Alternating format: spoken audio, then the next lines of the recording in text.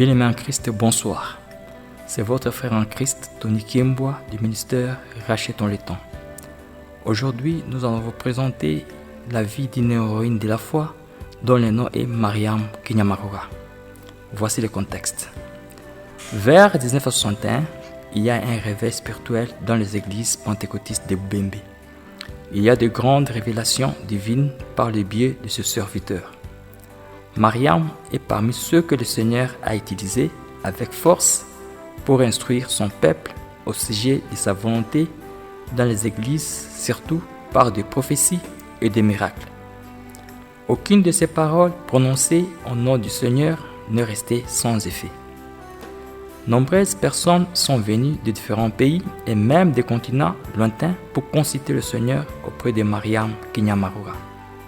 Dieu a glorifié son nom en donnant à sa servante sagesse et paroles de sagesse en fait de donner solution à tout problème individuel et communautaire. Qui est Mariam Kinyamarura? Voici sa biographie. Mariam Kinyamarura est née au petit village de Lungu en 1931 dans les hauts plateaux du groupement Basimukuna Nord, secteur Tanganyika, territoire de Fizi, province du Sud-Kivu, en République démocratique du Congo. Le Kinyarwanda est sa langue maternelle. Elle s'exprime librement en Kibembe, langue vernaculaire locale de Fizi. Son père s'appelle Kibembe et sa mère Najoi. Ils ont mis au monde 4 enfants. Mariam Kinyamarura en est la 3e et unique fille. Mariam Kinyamarura se marie en 1947 à M. Moussa Matare et va cohabiter avec lui à Enge Minembu. Ils mettent au monde 12 enfants, dont 2 filles. En 1958, Mariam est atteinte d'une ascite, c'est-à-dire ballonnement du ventre. Après une fervente prière de 9 jours par Mariam et ses coparossiers, elle est guérie de cette ascite, mais ses jambes deviennent paralysées.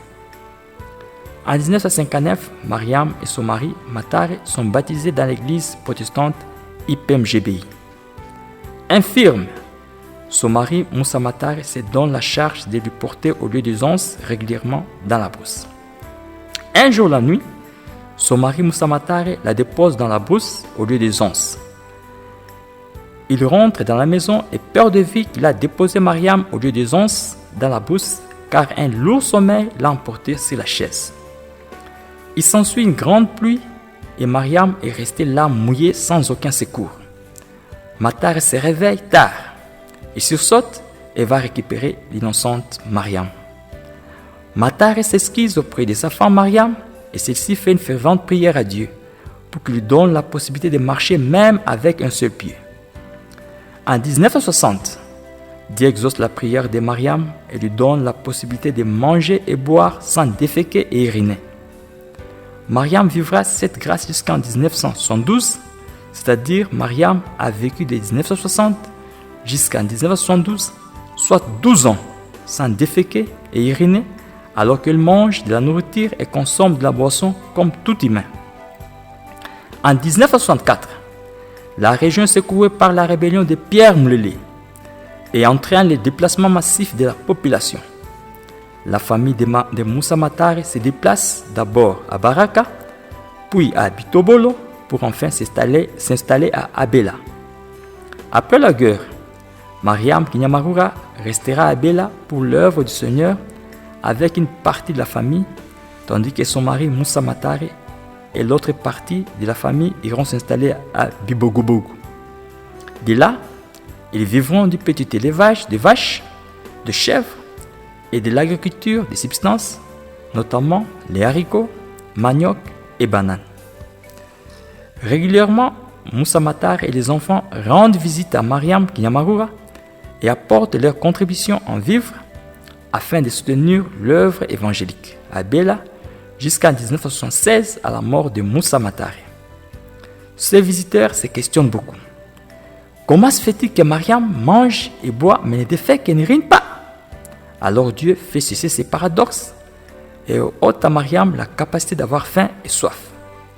Par la grâce de Dieu, Mariam a vécu de 1972 jusqu'en 1996 sans manger, sans boire, sans déféquer et sans uriner. C'est ainsi que pendant 24 ans, Mariam ne mange aucun repas et ne prend aucune boisson. Les ongles des doigts et des orteils de Mariam ne poussent pas.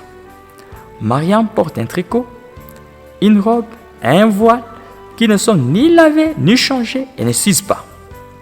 Curieusement, dans le local où réside Mariam, il y a une odeur d'un parfum doux qui sent bon. Mariam exerce son ministère avec trois compagnons d'élite, notamment Donatien Lulacha, Benoît Sango et Jean Kachagé. Bien-aimé en Christ, le ministère de Mariam est sous la supervision de la 26e communauté libre méthodiste au Congo, 26e CMC en sigle, et travaille en partenariat avec d'autres communautés chrétiennes, dont 8e communauté des églises de Pentecôte en Afrique centrale, 8e CEPAC en sigle, 34e communauté des églises Ensemble de Dieu en Afrique, 34e CADAF en sigle, 5e communauté des églises libres pentecôtistes en Afrique, 5e CELPA en sigle, communauté des églises de Pentecôte au Burundi, CPBU en sigle, association des églises de Pentecôte au Rwanda, ADPR en sigle. Dès son vivant, Mariam exerce son ministère comme suit au site d'Abela. Elle prêche et enseigne les visiteurs. Elle communique les messages spéciaux aux visiteurs et aux différentes églises spécifiques. Elle tombe dans les consciences et les anges de Dieu fait voyager son âme aux cieux et dans différents coins du monde. Dès qu'elle quitte l'inconscience, elle partage les différentes révélations récits. Elle forme aussi les serviteurs de Dieu à bien exercer leur ministère pour lequel ils sont appelés. Elle prie, intercède pour l'œuvre de Dieu, pour l'Église, pour les visiteurs et pour le monde. En 1996, la guerre embrase l'Est de la République démocratique du Congo. Elle disperse aussi les serviteurs de Dieu du site d'Abela. Dans leur fuite, les uns sont morts en chemin, les autres sont arrivés à destination en Tanzanie, au Rwanda et dans les autres provinces du pays. Mariam et certaines femmes sont amenées à la frontière par force et traversent la frontière de Kamanyola et accueillies dans le camp de réfugiés de Bugarama au Rwanda. Le 25 septembre 1996, Mariam et d'autres réfugiés d'Abela sont acheminés à Gitarama au Rwanda. À la 4e veille de la nuit, soit à 3 heures du matin, Mariam Kinyamaroua rend l'âme pour du bon. Bien-aimé en Christ, voyons maintenant le ministère de Mariam Kinyamaroua. Comment a-t-elle commencé son ministère? En 1948, Mariam enfante sa fille aînée. Après quelques mois, le bébé tombe sérieusement malade. Mariam insiste auprès de son mari à faire venir la devineresse Nirandu Kutse, une femme forte, réputée en divination dans la contrée. Celle-ci arrive à la maison, mais ne parvient pas à guérir le bébé. Mariam décide de remarquer que malgré la présence de Nirandu Kutse, l'état de santé du bébé a de mal en pire. Faites tout, s'il vous plaît, tout ce que vous pouvez pour qu'il ne meure pas, insiste Mariam. Mais la guérisseuse réplique, « Hé, je vois que tu es encore une enfant, madame. Penses-tu que c'est moi qui donne la vie? Au stade où nous sommes, il n'y a plus de levain capable d'empêcher la mort à l'enfant, si ce n'est que Dieu qui l'a créé. » Dans quelques heures, l'enfant aura l'âme. Il y a l'enterrement de la dépouille, mais la phrase lancée par la devineresse ne cesse de résonner dans l'oreille de Mariam. Je cite, « C'est lui Dieu qui fait partir et qui fait revenir les vivants sur la terre. » Fin de citation. À maintes reprises, Mariam pose la question à son mari Moussa Matar. Est-il vrai qu'il y a un Dieu? Si oui, quelle est sa demeure? Moussa Matar n'arrive pas à trouver des réponses satisfaisantes aux dites questions et réagit comme suit. Dieu n'existait pas, ce sont qu'ils les ont dit. Mariam rétorque, moi, je crois que Dieu existe, car s'il n'existait pas, il n'y aurait pas de nom qui lui est attribué. Donc, Dieu existe. Et si personne ne l'a jamais vu, c'est qu'il se cache dans la forêt. Ayant aperçu un grand arbre plus long dans la forêt, en face, elle décide d'y aller. Peut-être là, elle trouvera Dieu. Un matin, elle sort à l'insu de son mari et se rend dans la forêt. Elle se met à examiner tout mouvement, entre autres les branches de l'arbre, mais en vain. Et pourtant, elle est convaincue que Dieu est là, même s'il se cache. Alors Mariam se décide de lui adresser la parole comme suit. « Oh Dieu, je sais que tu es ici, mais il te cache pour ne pas être dérangé par nos requêtes. Je sais que tu m'écoutes. Je suis attristé de voir mon enfant mourir devant ma face. Si tu m'as créé pour avoir des enfants, alors donne-moi ceux qui resteront en vie. Sinon, rends-moi stérile une fois pour toutes. » Elle demeure dans cette unique prière jusqu'au soir sans se rendre compte que le temps est déjà écoulé. Elle a de la peine à rentrer au village, craignant l'œil du curé. Soudain, Dieu opère un miracle. Le brouillard couvre le village et Mariam en profite pour se faufiler dans la maison. Le même soir, elle prend précipitamment la cruche pour aller puiser de l'eau. Pendant qu'elle puise de l'eau, elle voit une lumière resplendir d'en haut. Elle a peur.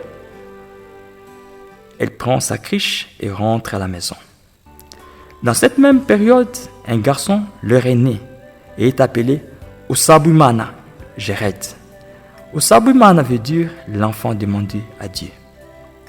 Depuis la naissance de cet enfant, Mariam ne consulte plus le devin, bien qu'il ne soit pas encore évangélisé. Un jour, étant à la recherche du bois dans la savane, sur une colline, Mariam voit un garçon au visage resplendissant et à côté de lui une flaque d'eau blanche. À la vue de ce jeune homme, Mariam perd connaissance et quand il revient à la raison, Mariam se retrouve à genoux à l'endroit où s'était né le jeune homme, mais ce dernier n'y était plus. Après la naissance de leur deuxième enfant, la famille l'a séduit de consulter de nouveau les devins et d'offrir des sacrifices à la divinité Liangombe. Mariam refuse et s'enfuit vers sa famille maternelle. Le jour où elle retourne chez son mari Moussa Matare, en cours de route, à Gakomero, elle voit un jeune homme très beau, debout à quelques mètres devant elle. Mariam veut s'approcher de lui, le jeune homme disparaît. Mariam estime que c'est une deuxième visitation d'ange, mais elle est dérangée par la peur et se demande: avec tout ceci, mon fils ne mourra-t-il pas comme sa sœur? Arrivée à la maison, Mariam trouve la belle famille à table avec de viande consacrée aux idoles. Elle refuse ce repas et influence son mari de se séparer de cette famille idolâtre. Il quitte Morita Rijana pour s'installer à Nyakisozi, le Tabura, en 1952. À l'établissement de la religion pentecôtiste IPMGBI à Nyakisozi, Mariam et Moussa reçoivent l'évangile avec enthousiasme. C'est depuis lors que Dieu opère beaucoup de changements dans la vie spirituelle de Mariam. En 1958, Mariam est gravement malade de la cite. Elle et le corps paroissien intercèdent avec ferveur pour sa guérison. Un jour, Mariam est en vision prolongée. Les gens pensent qu'elle est en coma. Au bout de 9 jours, les facultés de Mariam sont rétablies et son ascite est guérie, mais elle se retrouve avec les 2 jambes paralysées. Dans son regret, elle s'exclame: Dieu me guérit des ballonnements du ventre pour me paralyser les pieds. Comment irais-je témoigner de ma guérison dans les églises? Dieu lui dit: tu seras chaque jour dans l'assemblée. Elle demande à Dieu: qui seront les orateurs dans ces assemblées et qui prendra soin de ma famille? La réponse de Dieu est précise: je ferai venir les hommes, les femmes, les filles et les garçons comme serviteurs dans ces assemblées qui s'occuperont de tes enfants. Mais toi, tu rendras témoignage aux gens de tout ce que je te dirai. Désormais, les visions sont devenues régulières dans le ministère de Mariam. Voyons les différents dons de Mariam Kinyamarua. Premier type de dons, les dons des ministères. Comme dons de ministère, Mariam exerce les dons de prophétie. Mariam a prédit beaucoup d'événements, dont la rébellion mouléliste. Avant 1964, Mariam prédit: il éclatera dans les Boubembe Fizi une guerre civile occasionnée par des hommes vêtus d'herbe. Ils s'acharneront contre l'autorité établie dans les pays, mais ne réussiront pas. C'est ce qui s'est passé dans les territoires des Fizi au cours de l'année 1964. Elle a aussi prédit la guerre de Jean Chikram. Mariam fait entendre: je vois une guerre venir dans la ville de Bukavu. Des hommes blancs l'investissent et la contrôlent. En effet, en 1967, un mercenaire belge, Jean Chikram, investit militairement la ville de Bukavu et la contrôle pendant 4 mois. Mariam a aussi prédit l'éruption volcanique à Goma, au Nord Kivu. Elle dit: Dieu me montre un feu sortant d'une montagne et descendre pour dévorer toute la ville, aussi bien les hommes que leurs biens. Effectivement, en 1971, les volcans dévastent la ville de Goma et la population trouve refuge à Gisenyi, ville rwandaise voisine de Goma. Elle a aussi prédit la guerre du Burundi. Elle dit: quant au Burundi, il n'y a pas non plus de paix. Le Seigneur me montre des hommes qui s'entretuent. On ne peut y trouver refuge. Réfugiez-vous seulement en Dieu. Fin des citations. Effectivement, en 1972, la guerre burundaise éclate au Burundi. Elle a prédit aussi la guerre de 80 jours au Shaba, communément appelée Katanga. Elle dit: je vois une guerre survenir dans la contrée du Katanga. Elle est permise par le Seigneur afin de sensibiliser les responsables d'église qui ont négligé la prière et l'œuvre du Seigneur dans les Shabbats.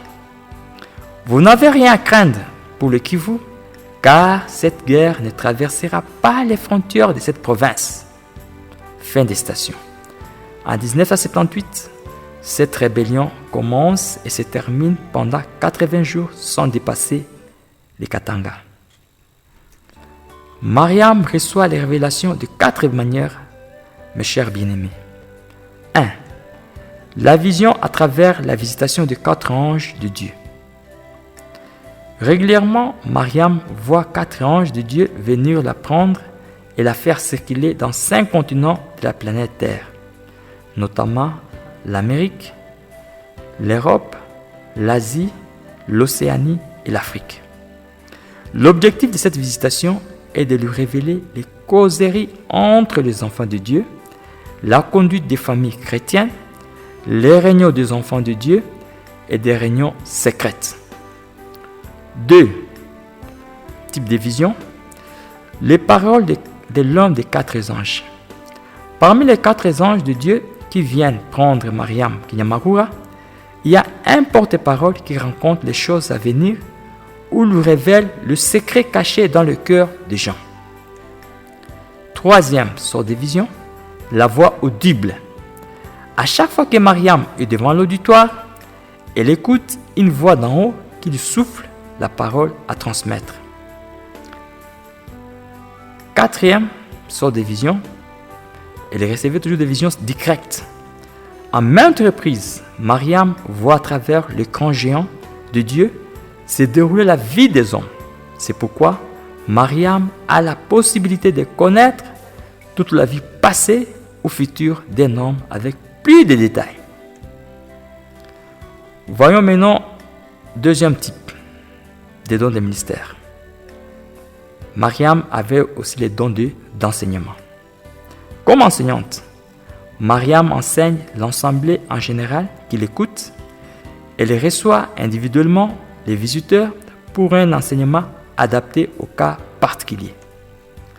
Dans les 2 cas, elle choisit la parole de Dieu adaptée aux différents aspects de la vie chrétienne, notamment la vie familiale, l'unité de l'Église, l'exercice des dons dans les groupes de prière, les offrandes, la bonne interprétation de la Bible, le respect des autorités du pays, etc.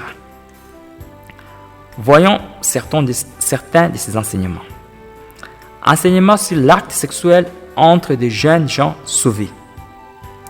Mariam dit, Dieu insiste beaucoup, comme suit. Si deux jeunes gens, filles et garçons, font la fornication, il ne leur est plus permis de se séparer car ils ont déjà consommé leur mariage. Il leur sera recommandé de demander pardon à l'Église et de régulariser la dot entre les parents de deux familles. Deuxième type d'enseignement, enseignement sur les couples sauvés après le mariage. Pour les païens mariés, toutes les unions conjugales contractées avant le salit ne comptent pas devant Dieu. Si un couple s'est formé avant le salit, le jour du salit, il sera demandé à chacun de rester avec les conjoints qu'il possède lors de son salit. S'il est déjà polygame, avant son salit, il lui sera demandé de garder sa première femme et de renvoyer les autres femmes. Malachie chapitre 2, verset 14 jusqu'à 16. Autre enseignement sur les chrétiens qui divorcent. L'homme ou la femme qui abandonne son conjoint pour se remarier à un autre, il lui sera demandé de réintégrer son premier conjoint s'il veut avoir la paix avec Dieu. Dans les cas contraires, qu'il reste sans se remarier jusqu'à sa mort s'il ne veut pas revenir à son premier conjoint. 1 Corinthiens chapitre 7, verset 6 jusqu'à 11. Voyons l'enseignement sur les enfants nés dans les familles chrétiennes. Les enfants nés dans les familles chrétiennes et qui ont été bénis à l'église pendant leur enfance sont d'office reconnus par Dieu. Si à l'âge adulte, ces enfants tombent dans la fornication, ils sont considérés comme unis devant Dieu, même s'ils ne sont pas encore baptisés à l'église, d'après la révélation de Dieu à Mariam. Enseignement sur la monogamie. Mariam rappelle que le Nouveau Testament insiste forcément sur les mariages monogamiques, c'est-à-dire un seul homme pour une seule femme et une femme pour un seul homme. Si, dans l'Ancien Testament, Dieu tolère la polygamie à cause de la dureté de cœur des gens, le Nouveau Testament reste catégorique sur la monogamie, dit-elle. 1 Corinthiens chapitre 7, verset 10. Enseignement contre l'esprit sectaire. Mariam dit, je cite, « Le Seigneur n'est pas content de voir une personne quitter son église locale et intégrer une autre pour les motifs non fondés, comme le tribalisme, l'adultère, la course au pouvoir ou tout autre intérêt personnel. Une telle personne est semblable à celle qui abandonne son foyer pour cohabiter avec une autre femme. » Enseignement sur l'hospitalité. Mariam dit, je cite, « Si les moyens le permettent, que la famille réserve une chambre aux visiteurs potentiels dont la porte accède directement à l'extérieur, afin que les visiteurs se sentent à l'aise. En plus, les enfants doivent avoir part au repas spécial de visiteurs pour susciter en eux l'esprit d'hospitalité. » Fin de citation. Voyons maintenant les autres dons spirituels de Mariam, dons de guérison. Le gain des âmes est plus respecté que la guérison et les miracles dans les ministères de Mariam. La grande guérison et le grand miracle qui existe, c'est la conversion d'un païen chrétien. Une fois qu'un homme s'est déjà converti à Christ, de surcroît, il est guéri miraculeusement de ses maladies immédiatement ou plus tard. Don des miracles. Dieu a réalisé divers miracles à travers Mariam, dont voici quelques-uns. La montre bracelet à manivelle devenue automatique. Mariam portait une montre de marque Oris, qui après un temps, soit 10 ans, fonctionne sur les bras gauche sans qu'on tourne sa manivelle. Deuxième miracle, la traversée du pont de Mukenke. Un groupe de 6 chrétiens en provenance du Rwanda se dirige vers Abela. Le véhicule est conduit par Niantese Emmanuel. Les ponts de la rivière est délabré et ne reste que des rails ne permettant pas à un véhicule de traverser la rivière. Tous les automobilistes utilisent la déviation occasionnelle dans la rivière dont le niveau est faible pour atteindre l'autre rive. La nuit, les chauffeurs Niantese Emmanuel ignorant l'état de délabrement du pont car c'est sa première fois de passer par cette route. Il fait rouler le pneu de son véhicule sur le pont impraticable. Les passagers scandant les chansons de louange et adoration ont juste senti une petite secousse sur le pont délabré et se retrouvent sur l'autre rive sans problème. Arrivé à Abela la nuit, les protocoles d'accueil demandent aux passagers du véhicule de Niantese par quelle route ils sont passés pour atteindre Abela. Ils indiquent qu'ils sont passés par le pont de Mukemuke. Le matin, les protocoles amènent les visiteurs et leurs chauffeurs visiter les ponts délabrés. Ils se rendent compte que c'est par miracle que le véhicule a roulé sur les ponts impraticables. Les chauffeurs Niantese Emmanuel n'arrivent pas à croire à ce miracle. Ils décident de se convertir à Jésus, Christ, en disant aux serviteurs de Dieu d'Abela, je cite, « Dieu nous a épargnés de l'accident mortel hier la nuit sur ce pont de Mukemuke. » Fin de citation. Autre miracle, des accouchements miraculeux de Mariam. De ses 12 enfants, Mariam a accouché 5 enfants miraculeusement, c'est-à-dire sans douleur ni trace de tout liquide, sang, eau, etc. Mariam témoigne qu'au moment de l'accouchement, elle se trouve dans un état semblable à celui qu'elle éprouve pendant ses voyages célestes. Et subitement, quand le travail est terminé, elle remarque que l'enfant se trouve à ses côtés bien soigné. L'ange dit à Mariam, je cite, « C'est de cette façon que Dieu avait prévu que toutes les femmes accouchent, mais suite au péché, elles sont appelées à connaître les douleurs de l'enfantement. » Fin de citation. Le secours de l'ange de Dieu, ça c'est notre miracle que je vais vous présenter. Madame Tabisha Munge témoigne. Un jour, je suis allé prendre des palmiers à huile dans le champ du côté de Lucenda. Après avoir rempli mon panier, je remarque qu'il reste encore une quantité suffisante au sol. Au moyen de support de tiges, j'augmente le volume de mon panier dans le souci de tout amener au pressoir d'Abela. Cela fait, le panier me dépasse en longueur et en poids. Je me suis demandé, comment le mettrai-je au dos? J'ai essayé toutes les positions, mais en vain. Par grâce, je vois venir un homme répondant au nom d'Assoumani. C'est lui qui, d'habitude, nous coupe les palmes à huile des palmiers pour qu'à notre tour, nous les ramassions. Ensuite, Assoumani me fait porter mon panier plein de palmes à huile. Je prendrai le chemin du village et Assoumani, lui, se rendra au champ. Arrivé au village, je retrouve Assoumani bien installé à côté de sa femme, en train de se parler. Étonné, je demande à Assoumani, « Tu es déjà au village alors que je t'ai laissé au champ ?» Assoumani répond, « Comment peux-tu prétendre me laisser au champ alors que je n'ai pas encore quitté la maison depuis le matin ?» Mon épouse en est le témoin. À mon arrivée à Abela, Mariam me pose la question. « As-tu remarqué celui qui t'a mis le panier au dos ?» Je réponds, « C'est Assoumani. » Et Mariam réplique, « C'est un ange que le Seigneur t'a envoyé.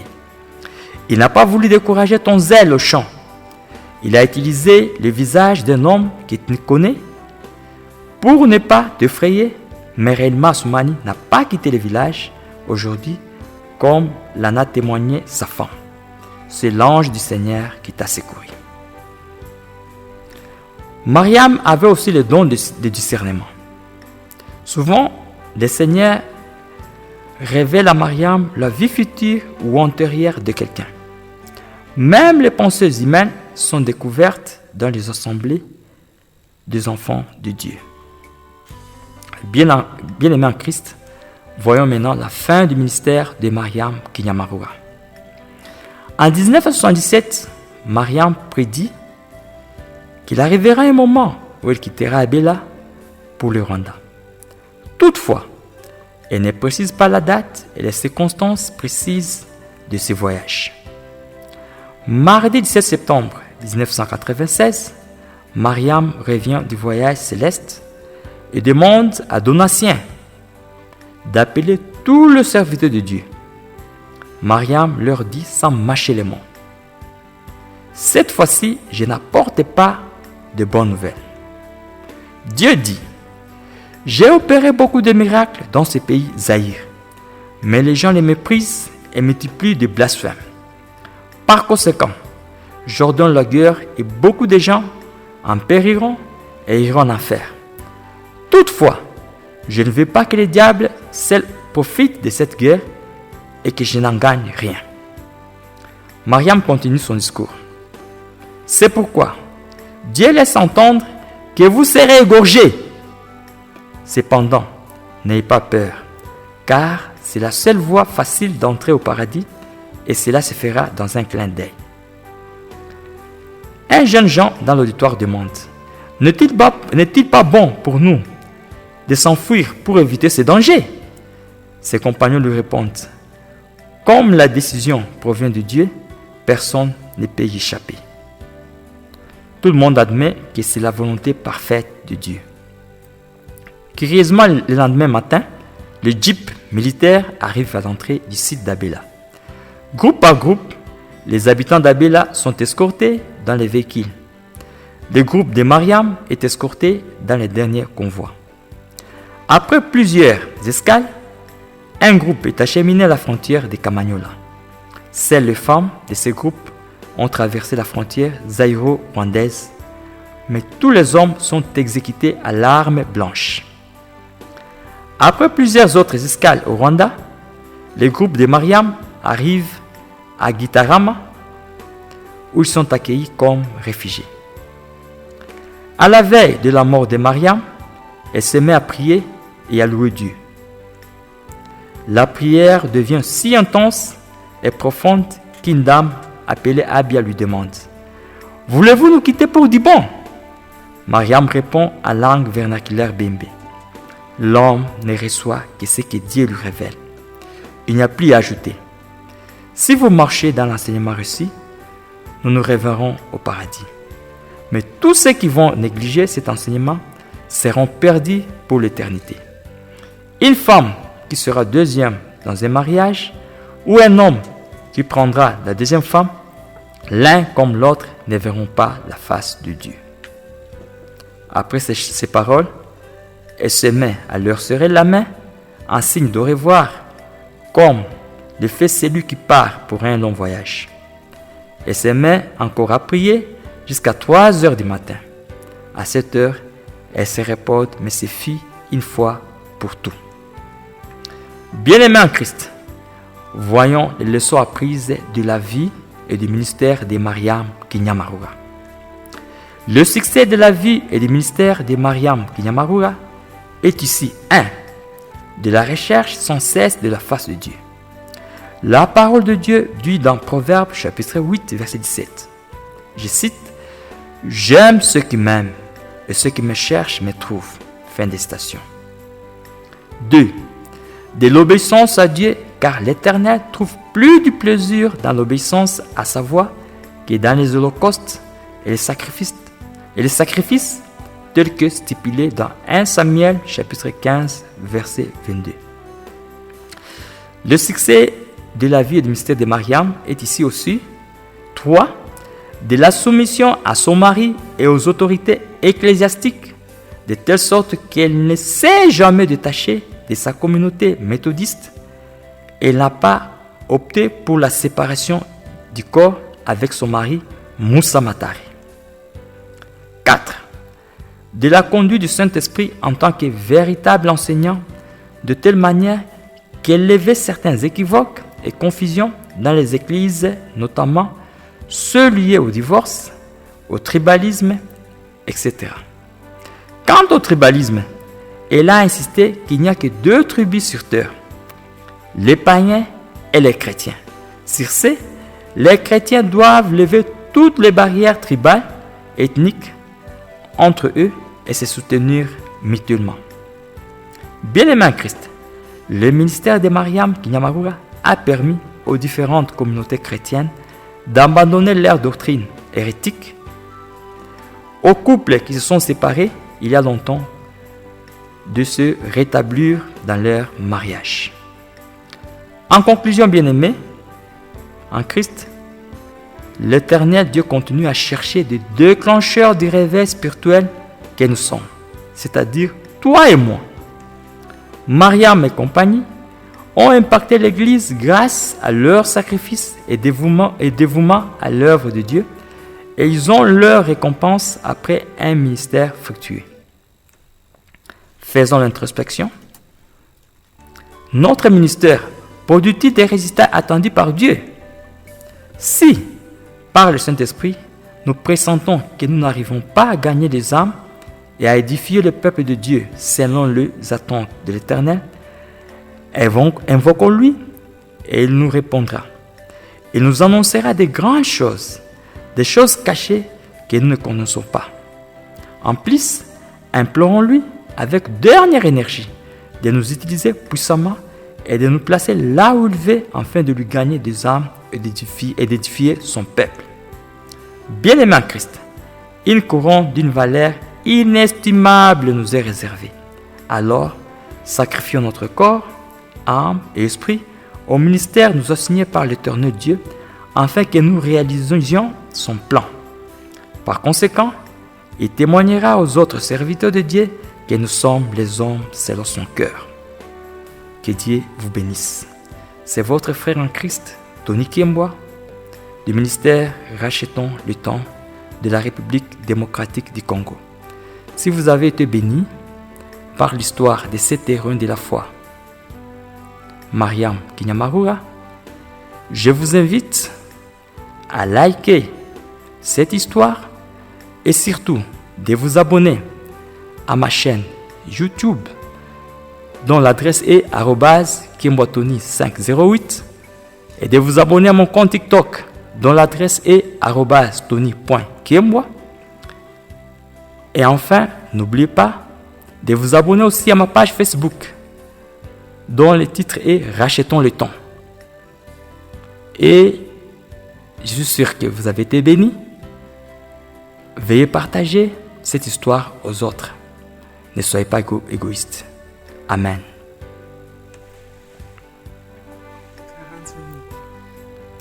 40 minutes.